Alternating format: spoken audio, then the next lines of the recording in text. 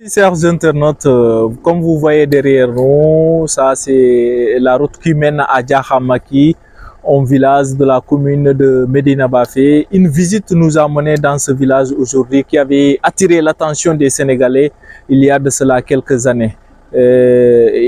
Notre pays a failli être en conflit avec la Guinée parce que ce village-là se trouvait à la frontière et les Guinéens avaient réclamé que c'est sur leur territoire.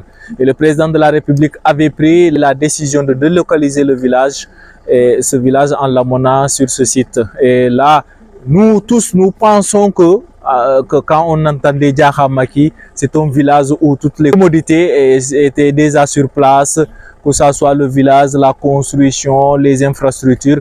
Mais malheureusement, à notre grande surprise, nous avons été aujourd'hui dans ce village et à part le poste de santé et l'école avec les deux classes, sans clôture, sans point d'eau, sans direction, nous avons interpellé des parents pour un peu savoir qu'est-ce qui s'est passé. Il y a certains qui nous avaient confié que ce village, à part le lotissement qu'ils ont fait, ils ont lotissé le village. Ce sont les villageois eux-mêmes qui ont construit ces cases que vous voyez et ces clôtures.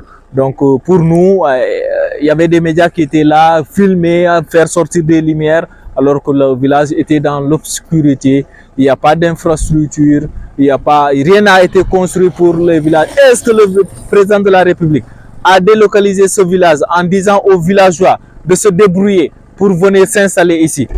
Est-ce que ces villageois ont été accompagnés? À part l'école et le poste de santé, rien n'a été fait. Est-ce que ces villages ont été laissés comme ça? Ils n'ont pas été accompagnés. Nous n'avons pas de réponse par rapport à ça.